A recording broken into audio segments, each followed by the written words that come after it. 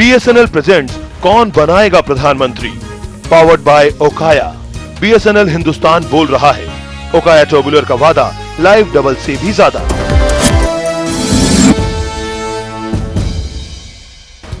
In association with Revital daily health supplement जियो जी भर के, Mankind's unwanted 72 emergency contraceptive tablet, यामा अल्बा अभी गया अभी आया, इमामी फेयर एंड हैंडसम दुनिया की number 1 fairness cream for main अब 6 रुपए में, और रेवा कैप्सूल एंड सिरप, अब नो टेंशन अब नो थकान।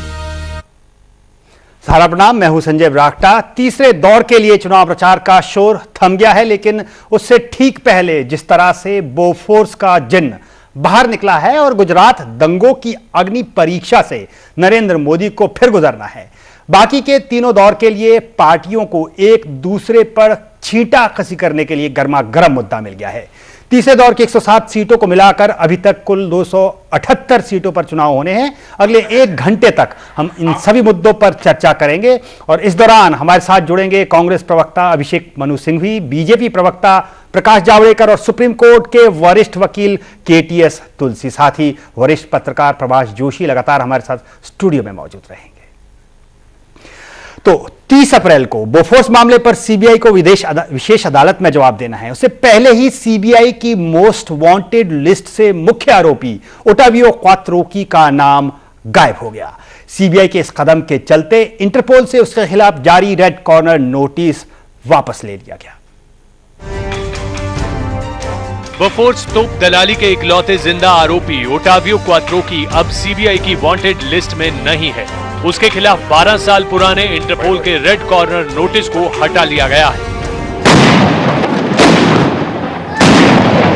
इन बोफोर्स तोपों के धमाके तो दमदार हैं ही, लेकिन इसकी दलाली के आरोपों ने भारत में पिछले 2 दशकों से सियासी धमाके किए हैं। यूपीए सरकार का कार्यकाल खत्म होने के महज 3 हफ्ते पहले सीबीआई ने अटॉर्नी जनरल मिलन बनर्जी की राय को मद्देनजर रखते हुए क्वात्रोकी को क्लीन चिट देने का फैसला किया है। 30 अप्रैल को यह मामला कोर्ट में आ रहा है और तभी इस बारे में सभी संबंधित जानकारी कोर्ट में दी जाएगी। पिछले साल 28 अक्टूबर को मिलन बनर्जी ने अपने कानूनी सुझाव में रेड कॉर्नर नोटिस को बदनामी कराने वाला करार दिया है। अटॉर्नी जनरल ने अपने इस सुझाव में कहा है कि सीबीआई के पास नोटिस को जारी रखने की पर्याप्त वजहें नहीं है। इस केस को भी संवैधानिक और कानूनी तरीके से कोर्ट में लंबित है, ये कोर्ट में परसों किया जाएगा। कानून मंत्री हंसराज भारद्वाज और कार्मिक विभाग के राज्य मंत्री पृथ्वीराज चव्हाण और सीबीआई निदेशक अश्विनी कुमार के बीच क्वात्रोकी पर मामला नहीं चलाने को लेकर पिछले दिनों मुलाकात भी हुई है। जाहिर है इटली के व्यापारी क्वात्रोकी के इस मसले ने फिर सियासी पारा गर्मा दिया है। सरकार तो सरकार, सीबीआई सुभान अल्लाह। करीब 2 दशकों की जद्दोजहद और जनता की कमाई का कई 100 करोड़ रुपया फूंकने के बाद अब सीबीआई कहती है कि क्वात्रोकी चोर नहीं है। आखिर सवाल उठता है कि चोर है कौन? कहीं सीबीआई तो नहीं? कैमरामैन विजय महापात्रा और राजेश कुमार के साथ इस समय दिल्ली से अजीत प्रताप सिंह। अगले दौर में जिन 107 लोकसभा सीटों पर चुनाव होने हैं, उनमें से शहरी चुनाव क्षेत्रों की तादाद अच्छी खासी है, लिहाजा विपक्ष को कांग्रेस पर आक्रामक होने का मौका मिला है। वहीं कांग्रेस बगले झांकती दिखाई दे रही है।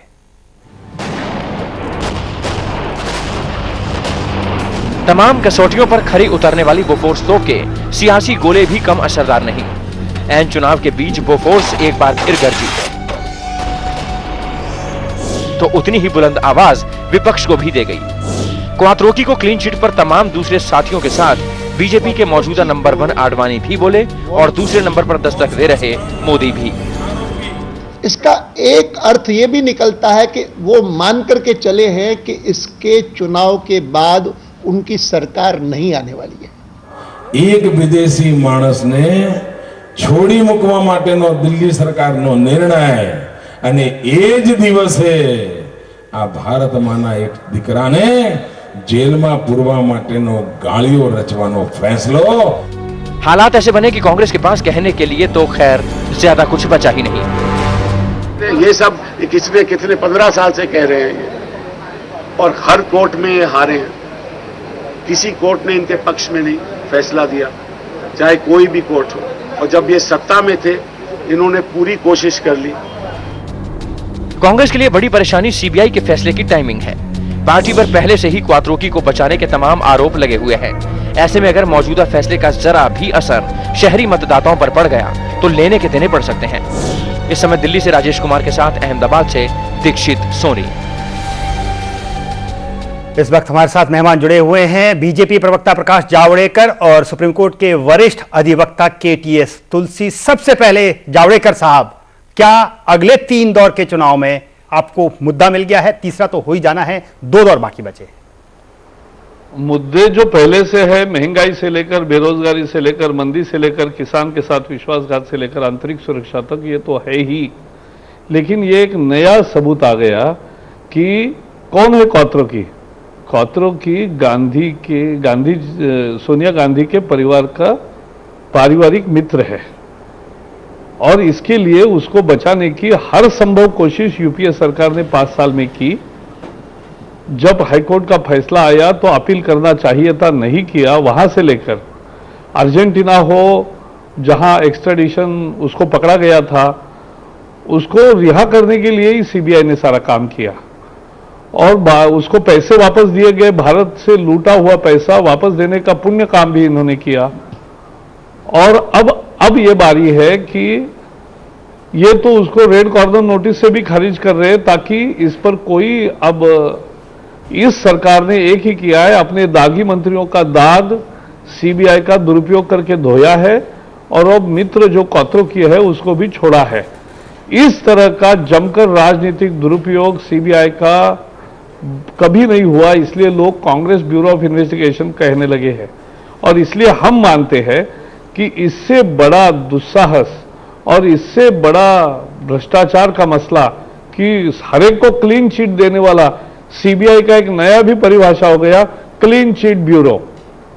कोई भी अपराधी हो उसको क्लीन चिट देना है, सीबीआई के पास जाओ। चलिए प्रकाश जी, आपके पास लौटेंगे हम। अभी केटीएस तुलसी साहब हमारे साथ जुड़े हुए हैं। तुलसी साहब, स्वागत है समय पर आपका। बोफोर्स का जिन 300 करोड़ रुपए से ज्यादा इस देश का खर्च कर दिया कि वो 65 करोड़ रुपए जो दलाली तथाकथित खाई गई थी उसको वापस लाया जा सके, दोनों में से कुछ नहीं आया और अब ये क्लीन चिट दिया गया है, या क्या कहेंगे इसको आप कानूनी नजरिए से? मेरे जब केस में 20 साल तक कोई एविडेंस नहीं मिला है तो कब तक आप एक मुर्दे को जिंदा रखेंगे? आखिर ये भारत की जो प्रेस्टीज है इंटरनेशनल कम्युनिटी में कि 20 साल से हम एक रेड कॉर्नर नोटिस को जिंदा रखेंगे, 12 साल से चल रहा है। तो ये तो कब से खत्म हो जाना चाहिए था। It's a dead and stale issue and we should actually wind up and do a formal burial of this case. जी, आप बने रहिए हमारे साथ। तुलसी साहब, हम आपके पास लौटेंगे। जावड़ेकर साहब, अगर आप सुन पाए हो तो आपकी भी सरकार रही है, 6 साल आपकी सरकार रही है। उस दौरान आपने क्या किया क्वात्रोकी को पकड़ने के लिए, या जिसको आप कह रहे हैं सोनिया गांधी के रिश्तेदार से पैसे वसूलने के लिए? अच्छा सवाल आपने किया। एक तो इस सारे दरमियान 86 की यह घटना है, 87 से लेकर आज तक 12 साल की कहानी में, 12 नहीं 22 साल लगभग हो रहे हैं। तो उसमें कहानी का केवल उसमें 6 साल का एनडीए का सरकार और 1 साल का वीपी सिंह का सरकार। पहले तो 86 से लेकर एफआईआर दर्ज नहीं हुआ था, वो वीपी सिंह के सरकार में वो एफआईआर दर्ज हुआ। उसके बाद में फिर रफा दफा करने की कोशिश की। जब एनडीए का शासन आया तो उसको अरेस्ट करने के लिए प्रयास हुआ, वो भाग गए। फिर उसके बाद उसके सारे कागजात लाए गए कि मनी कहाँ से, पैसा कहाँ से कहाँ गया, क्योंकि पैसा दिया गया और वो अकाउंट में गया, वो सब मिल गया है। तो वो सब मिला, कानूनी कार्रवाई शुरू हुई, कोर्ट में केस चार्जशीट दाखिल हुआ और केवल इतना ही नहीं, मलेशिया में एक्स्ट्राडिशन वहां से कराने की जमकर कोशिश उस समय हुई।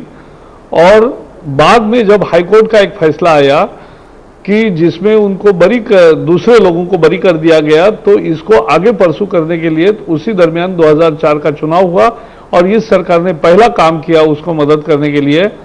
तो ये मुद्दा ये है कि कांग्रेस का हाथ अब साफ हो गया, आम आदमी के साथ नहीं। आपने जावड़ेकर साहब, आपने कांग्रेस काफी लंबी इसमें कहानी बुनने की कोशिश की, लेकिन जवाब नहीं मिला। केटीएस तुलसी साहब, आपसे जानना चाहेंगे, अगर आप एडवोकेट अटॉर्नी जनरल या एडवोकेट जनरल की बात करें, उन्होंने जो राय दी है कि इस पे मामला अब कितना खींचेंगे, या जिस अंतर्राष्ट्रीय समुदाय में जहां पर इस तरह की ट्रीटीज नहीं होती है या ट्रीटी होती है, किस तरह से कानूनी नजरिए से चलता है पूरा मामला? अगर कोई केस 22 साल 23 साल तक चलता रहेगा तो भारत देश की क्या वहां पे क्रेडिबिलिटी रहेगी इंटरनेशनल कम्युनिटी में कि हमारी जुडिशरी में कोई किसी चीज का फैसला नहीं होता है। तो इसमें सिर्फ गर्म हवा के अलावा कोई सबूत नहीं मिला। कितनी सारी सरकारें आई हैं, सभी सरकारों ने जांच की है, मगर अगर सबूत नहीं है तो हमें इसको ग्रेसफुली एक्सेप्ट करना चाहिए, केस को खत्म करना चाहिए। हर बार इसमें हवा भरने की कोशिश करेंगे तो कोई बात बनेगी नहीं। जी, आप बने रहे केटीएस तुलसी साहब हमारे साथ। प्रकाश जावड़ेकर साहब, आप भी हमारे साथ बने रही, और इस बीच हमारे साथ कांग्रेस प्रवक्ता अभिषेक मनु सिंघवी भी जुड़ गए हैं, और साथ ही साथ स्टूडियो में हमारे साथ वरिष्ठ पत्रकार प्रभाष जोशी भी आ गए हैं। और जानने की कोशिश हम ये करेंगे कि चुनाव से पहले ये मुद्दे जो नए मिले हैं, क्या जो अर्बन वोटर जहां पे अभी वोटिंग होनी है, क्या वहां पर कोई छाप छोड़ पाएंगे, और ये पार्टियां क्या इनको मुद्दा बनाएंगी? अब इसके साथ साथ एक और मुद्दा है नरेंद्र मोदी को, जो अग्नि परीक्षा से गुजरना है गुजरात दंगों की। एक छोटा सा ब्रेक के बाद तुरंत लौटते हैं।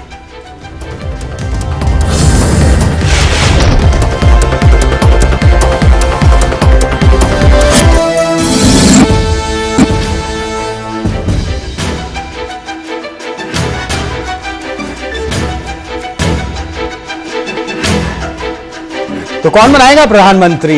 अभी तो मुद्दे हैं, और 3 दौर का मतदान भी। इस बीच 2 नए मुद्दे हैं। बोफोर्स का जिन्न पहली बार तब सामने आया जब वीपी सिंह ने इसी मुद्दे पर राजीव गांधी के खिलाफ बगावत का बिगुल फूंक दिया था। तब से लेकर 2 दशक से ज्यादा बीत चुके हैं, लेकिन कांग्रेस बोफोर्स के जिन्न से अपना पीछा नहीं छुड़ा पाई है। 155 mm हाउविट्जर तोप। इसी तोप ने 1999 में कारगिल लड़ाई के दौरान दुश्मनों के छक्के छुड़ाए, और तत्कालीन एनडीए सरकार ने खूब वाहवाही लूटी। लेकिन जिस राजीव गांधी की सरकार ने बोफोर्स तोप का सौदा किया, उसी का जिन्न कांग्रेस और उसकी सरकारों का पीछा नहीं छोड़ रहा। बोफोर्स सौदे में 65 करोड़ रुपए दलाली का आरोप लगा। कहा गया कि स्विस कंपनी से तोप की खरीद के लिए बिचौलिए ने स्नैम ब्रोगेटी कंपनी के जरिए 65 करोड़ रुपए खा लिए। बिचौलिए के तौर पर इटली के जिस बिजनेसमैन ओटावियो क्वात्रोकी का नाम आया, वो सोनिया गांधी और पूर्व प्रधानमंत्री राजीव गांधी का करीबी निकला।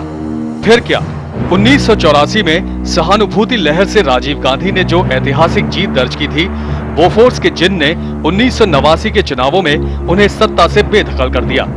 करीब 8 साल बाद स्विट्जरलैंड की सरकार ने बोफोर्स तोप सौदे से जुड़े 500 दस्तावेज भारत भेजे, जिसके आधार पर क्वात्रोकी विन चड्ढा आरोपी बनाए गए। पूर्व प्रधानमंत्री राजीव गांधी और तत्कालीन रक्षा सचिव एसके भटनागर पर भी मामला दर्ज हुआ, लेकिन तब से क्वात्रोकी को केस चलाने के लिए भारत लाने की तमाम कोशिशें बेकार साबित हुई। इस मामले में फरवरी 2004 में राजीव गांधी को तो क्लीन चिट दे दी गई, लेकिन बाकी आरोपियों पर धोखाधड़ी और सरकारी राजस्व को घाटा पहुंचाने का मुकदमा चलता रहा। बाद में 31 मई 2005 को दिल्ली हाई कोर्ट ने हिंदुजा बंधुओं श्रीचंद, गोपीचंद और प्रकाश हिंदुजा पर केस खारिज कर दिया। बोफोर्स केस उस वक्त काफी सनसनीखेज हो गया जब भारत सरकार ने 2003 से बंद ब्रिटेन के बैंक में मौजूद क्वात्रोकी के खातों को दिसंबर 2005 में अचानक दोबारा खोलने के लिए कह दिया। आनन फानन में क्वात्रोकी ने जनवरी 2006 में दोनों खातों में जमा 21 करोड़ रुपए की रकम निकाल ली। रेड कॉर्नर नोटिस के आधार पर 6 फरवरी 2007 को अर्जेंटीना में क्वात्रोकी को हिरासत में ले लिया गया, लेकिन 23 फरवरी को सीबीआई ने ही उसे छोड़ दिए जाने की जानकारी थी, क्योंकि कानूनी कार्रवाई में देर की गई थी। इस समय दिल्ली से राजेश कुमार के साथ नैयर आजाद। इन चुनाव के बीच क्वात्रोकी को क्लीन चिट देकर सरकार ने जैसे राजनीतिक सुनामी पैदा कर दी है, विरोधियों को हमले का बड़ा मौका मिल गया है। सरकार को इस फैसले के लिए वामपंथी तक कोस रहे हैं। जिस प्रकार से एक ऐसी केंद्रीय संस्था का उपयोग किया जाता है, उसके बारे में तो कई बार प्रश्न चिन्ह उत्पन्न हो ही गया है, लेकिन एक जमाने पहले से ये बात हो रही थी।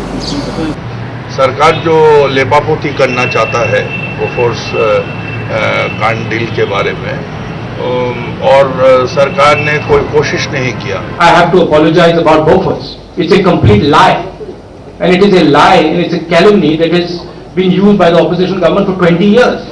और आज इटली के व्यापारी श्री क्वात्रोची, जिनका के नाम बोफोर्स की दलाली में कई अन्य और लोगों के साथ करोड़ों रुपए की रिश्वत लेने के मामले में साफ तौर से आया था, सीबीआई द्वारा वापस लिए जाने को इसी कड़ी के रूप में देखा जाना चाहिए।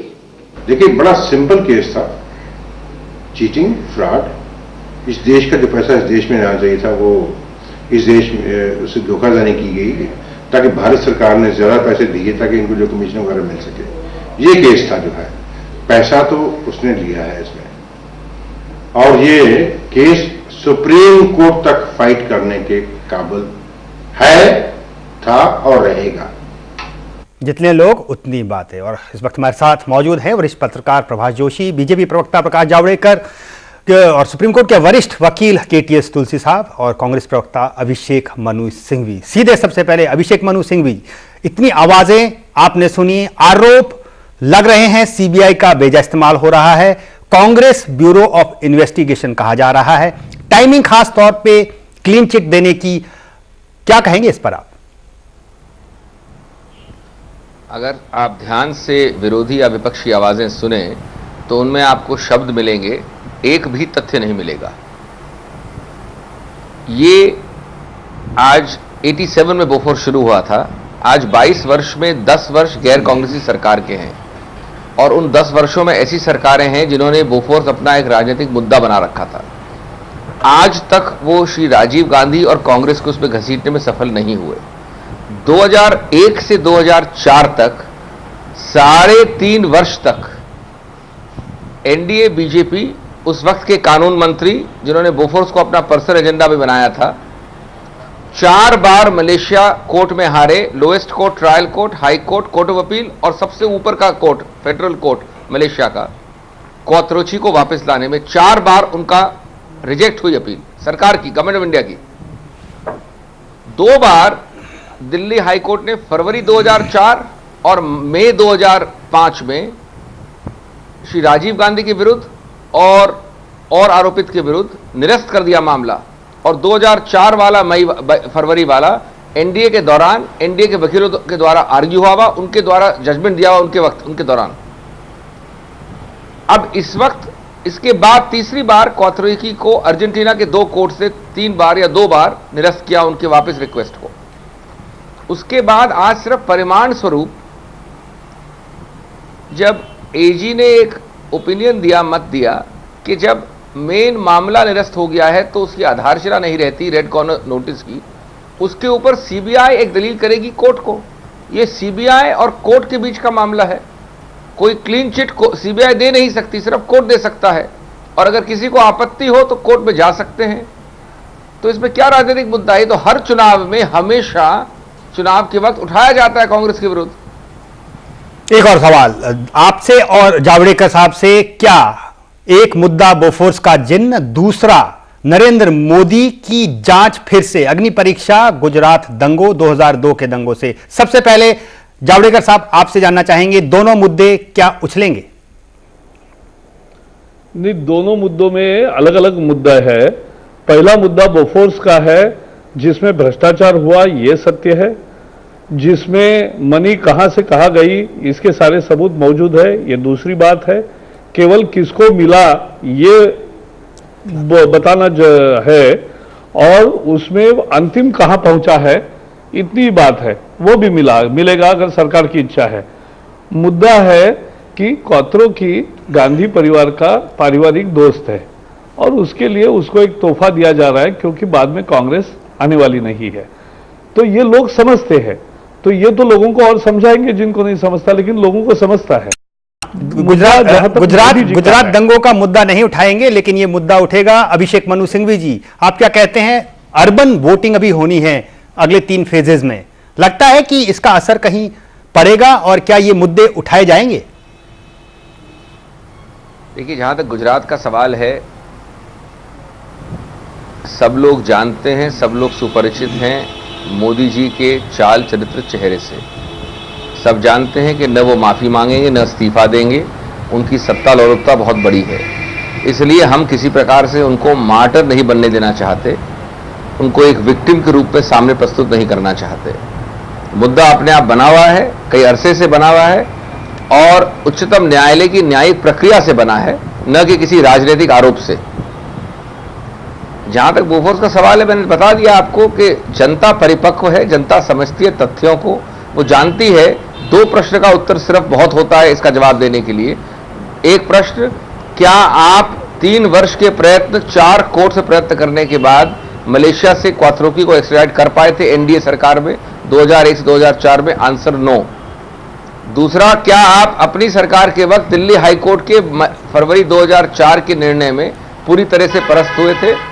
आपके खुद के वकीलों ने बहस की थी, कुछ नहीं मिला। तो फिर आप बोफोर्स को बार बार एक मरी हुई लाश की तरह क्यों उठाते हैं? सिर्फ राजनीतिक फायदे के लिए। और इस राजनीतिक फायदे का आपको कभी महसूस नहीं हुआ है फायदा। पिछले कई इलेक्शंस में हमेशा प्रयत्न किया और आप इसको उस पर विफल रहे हैं। चलिए, वक्त अभी एक छोटे से ब्रेक का है। ब्रेक के बाद ये चर्चा जारी रहेगी और चर्चा ये भी होगी कि गुजरात दंगों और मोदी की अग्नि परीक्षा भी क्या मुद्दा होगी, और अगर मुद्दा होती है तो उसका क्या असर होगा। प्रभात जोशी जी हमारे साथ लगातार बने हुए हैं, उनसे बात नहीं हो पाई अभी, और केटीएस तुलसी साहब भी लगातार हमारे साथ बने हुए। आप चलते रहिए समय के साथ।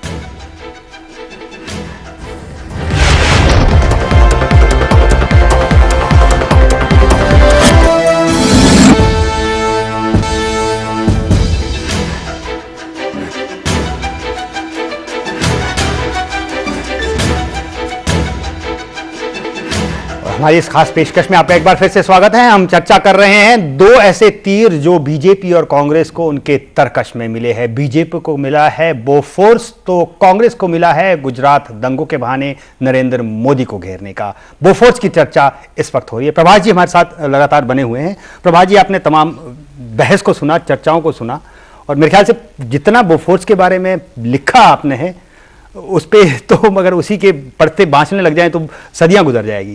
लेकिन ये बार बार उछाल देना मुद्दा, और अगर इसको उछाला जाता है बीजेपी जिस तरह कहती, लगता है कुछ असर डालेगा अर्बन वोटर्स पर? देखिए, इस बार तो मुद्दा विपक्ष ने नहीं उछाला है, विपक्ष को मौका सीबीआई ने दिया है। मैं ये मानता हूं कि जो कुछ सीबीआई ने किया है उसको करने का ये बिल्कुल गलत अवसर है। उनको जो करना था वो चुनाव की प्रक्रिया के पहले या चुनाव की प्रक्रिया के बाद करना चाहिए। किसी भी सांस्थानिक गतिविधि को इस बात का ध्यान रखना चाहिए कि आपको चुनाव की प्रक्रिया में दखलंदाजी नहीं करनी है। ये बीच चुनाव में कातरोची के खिलाफ मामला वापस लेकर सीबीआई ने इनको एक मुद्दा थमाया है। अब ये मुद्दा भी सिर्फ विंड बैग रहने वाला है, क्योंकि 89 के चुनाव के बाद बोफोर्स ने कभी भी चुनाव को प्रभावित नहीं किया है, क्योंकि कई तरह की सरकारें आई और गई और आपने देखा कि उसमें से कुछ निकल के नहीं आया। जो भी गड़बड़ घोटाला हुआ है, मेरा ये मानना है कि जरूर हुआ है, लेकिन उसको अदालत में कानून के उससे साबित करना शायद किसी भी सरकार, किसी भी पार्टी, किसी भी एजेंसी के बस की बात नहीं है, क्योंकि जो कुछ पैसा लिया गया है उससे कई गुना गड़बड़ घोटाला उसको रफा दफा करने में किया गया है। आप देख सकते हैं, ये सारे दस्तावेज मौजूद है। अब अगर ऐसा मामला सिर्फ कानून पे अटका हुआ है तो मैं ये मानता हूं कि नैतिक रूप से तो ये जनता मान चुकी है कि बोफोर्स में गड़बड़ घोटाला हुआ था। उसकी सजा भी मेरे ख्याल से दे चुकी है एक बार। जी, वो दे चुकी है। मेरा ये कहना नहीं है कि एक बार सजा देने के बाद आप उसका कुछ न करें, क्योंकि फिर कहेंगे कि मोदी को सजा हो चुकी है, अब आप बार बार वो मामला क्यों उठाते हैं। या जैसे मनमोहन सिंह ने बाबरी मस्जिद का मामला उठा दिया तो आडवाणी जी को कितना बुरा लग गया। भाई, ये ऐसे इश्यूज हैं जो जब तक पब्लिक में, लोक में सेटल नहीं होते हैं तब तक वो चलते रहेंगे। चलिए, इस बीच केटीएस तुलसी साहब के पास भी लिए चलते हैं आपको। तुलसी साहब, एक टाइमिंग की जो बात है, क्या लगता है कि सीबीआई ने जो इस वक्त जरूरत थी ही कि इस वक्त ही कहा जाए कि अपनी वांटेड लिस्ट से हटा दिया जाए और रेड कॉर्नर नोटिस वापस लाया जाए, या थोड़ा इंतजार किया जा सकता था, चुनावी प्रक्रिया खत्म हो जाती? जी, मैं अपने मित्र से सहमत हूं कि ये कोई मौका नहीं था जब इलेक्शन के बीच में हम हैं कि इस वक्त ये दरखास्त फाइल की जाए। मगर मैं समझता हूं कि शायद ये पहले 6 महीने पहले फाइल हो जाना चाहिए था। जब अटॉर्नी जनरल की ओपिनियन अक्टूबर की है तो अब तक इंतज़ार करने का कुछ पर्पज़ नहीं है। भाई, इस केस को इतना खींचा गया है, इतना खींचा गया है कि कुछ समझ में नहीं आता कि भाई जब मुकदमा नहीं रहा तो कैसे आप रेड कॉर्नर नोटिस को जारी रख सकते हैं। ये सारा एब्यूज ऑफ द प्रोसेस ही है। इसको बहुत पहले ख़त्म करना चाहिए था, क्योंकि इससे हमारे देश की जो डिफेंस प्रिपेयर्डनेस है उसको धक्का लगता है। जी, जाहिर तौर पर आप बने रहिए केटीएस तुलसी साहब हमारे साथ, और प्रकाश जावड़ेकर जी भी आपके पास भी हम लौटेंगे एक छोटे से ब्रेक के बाद, और चर्चा करेंगे नरेंद्र मोदी की भी। 2002 के दंगों की जांच में फिर से उनको अग्नि परीक्षा से गुजरना है। आप चलते रहिए समय के साथ।